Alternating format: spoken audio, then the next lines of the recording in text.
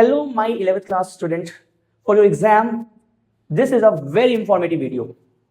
बेटा आपके एग्जाम चल रहे हैं कई स्कूलों में और कई स्कूलों में बेटा अगले वीक या उसके नेक्स्ट वीक से एग्जाम 11th क्लास के स्टार्ट है बेटा। केमिस्ट्री के पेपर में बेटा इस टॉपिक से जुड़ा हुआ एक क्वेश्चन जरूर ही आएगा, तो इस टॉपिक को करके जाना मत भूलना। Topic is rules for aromaticity. बेटा हमें कोई कंपाउंड गिवन है, कोई स्ट्रक्चर गिवन है, for example this is a structure जो हमें गिवन है बेटा, एंड मुझे प्रूव करना है कि ये एरोमेटिक है या नहीं है। तो बेटा ध्यान से सुनना बेटा कि अगर हमारे पास ये एक गिवन कंपाउंड है एंड पूछा है बेटा कि क्या ये एरोमेटिक कंपाउंड है या नहीं है, तो मुझे इसके लिए 3 क्राइटेरियाज चाहिए बेटा, 3 रूल हमें सेटिस्फाई चाहिए। That is planarity. First rule is planarity. बेटा ये भी लिखने को आता है क्वेश्चन में, राइट 3 रूल्स या criteria, different criteria for the aromaticity. That is first is planarity. बेटा क्या लिखोगे? Planarity. Second is complete delocalisation of double bond या पाई इलेक्ट्रॉन, जो भी डबल बॉन्ड है उसका कंप्लीट डीलोकेलाइजेशन बेटा, हम देखते हैं भी कैसे।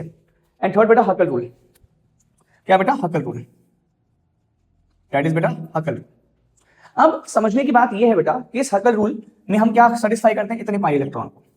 तो बेटा लिखने को तो आप 3 क्राइटेरिया लिख दोगे, बट होता क्या है बेटा, इसको कैसे समझना है एक एग्जांपल से समझते हैं। फॉर एग्जांपल मुझे ये क्वेश्चन दिया है कि भाई ये प्लेनर है या नहीं है, या मुझे बताना है कि एरोमेटिक है या नहीं है। तो बेटा समझना क्या करना है, पहले तो ये देख लो कि जो 4n+2 पाई इलेक्ट्रॉन सेटिस्फाई करेगा वो प्लेनर होगा, ठीक है। अब सिंपल बेटा 4n+2 पाई इलेक्ट्रॉन कैसे चेक करेंगे, समझना। बेटा कितने डबल बॉन्ड दिखाई दे रहे हैं, 1 2 3 4, या कितने पाई इलेक्ट्रॉन दिखाई दे रहे हैं, 4। इलेक्ट्रॉन की बात हो रही है तो 4 इलेक्ट्रॉन नहीं है बेटा, 4 बॉन्ड है बेटा, तो 4 पाई बॉन्ड नजर आ रहा है बेटा। And you know very well एक बॉन्ड में 2 इलेक्ट्रॉन होते हैं बेटा, तो 4 पाई बॉन्ड में 8 पाई इलेक्ट्रॉन होगा बेटा, 8 पाई इलेक्ट्रॉन होगा। अब हम चेक करते हैं कि क्या ये जो है बेटा हमारे पास वो इस हकल रूल को सेटिस्फाई कर रहा है। मतलब क्या इसके अंदर 4n+2 पाई इलेक्ट्रॉन है, तो क्या करना है हमें, इस फॉर्मूले के अंदर दैट इज 4n+2 के अंदर n के लिए 1 देके स्टार्ट करनी है बेटा। तो n1 पुट कर दो बेटा, आंसर विल बी 6।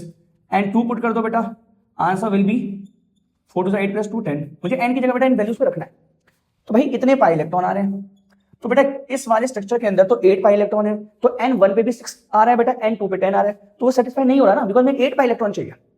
तो ऑब्वियस बात है n3 पुट करूंगा तो इससे ज्यादा आएंगे। तो बेटा ये तो हकल रूल को सेटिस्फाई कर ही नहीं रहा। अब अगर इसको सेटिस्फाई नहीं करा तो प्लेनर भी नहीं होगा।